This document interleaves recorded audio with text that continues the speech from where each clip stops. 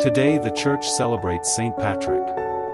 Saint Patrick is a humble and courageous man. His determination to accept suffering and success with equal indifference guided the life of God's instrument for winning most of Ireland for Christ.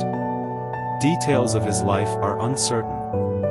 Current research places his dates of birth and death a little later than earlier accounts.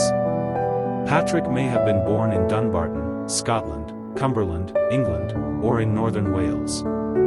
He called himself both a Roman and a Briton. At 16, he and a large number of his father's slaves and vassals were captured by Irish raiders and sold as slaves in Ireland.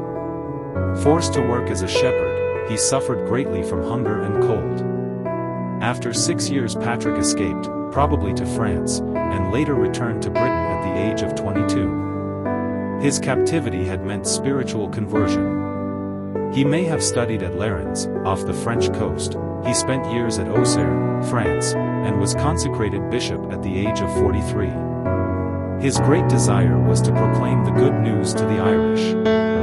In a dream vision it seemed all the children of Ireland from their mother's wombs were stretching out their hands to him. He understood the vision to be a call to do mission work in pagan Ireland. Despite opposition from those who felt his education had been defective, he was sent to carry out the task. He went to the west and north where the faith had never been preached, obtained the protection of local kings, and made numerous converts. Because of the island's pagan background, Patrick was emphatic in encouraging widows to remain chaste and young women to consecrate their virginity to Christ.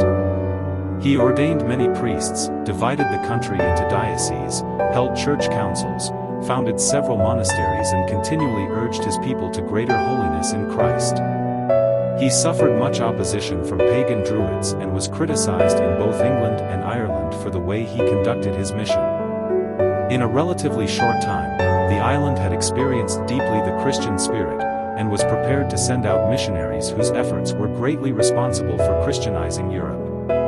Patrick was a man of action, with little inclination toward learning. He had a rock-like belief in his vocation, in the cause he had espoused. One of the few certainly authentic writings is his Confessio, above all an act of homage to God for having called Patrick, unworthy sinner, to the apostolate.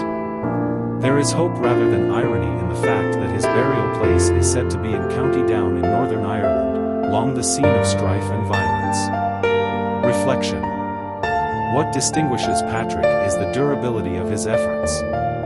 When one considers the state of Ireland when he began his mission work, the vast extent of his labors, and how the seeds he planted continued to grow and flourish, one can only admire the kind of man Patrick must have been.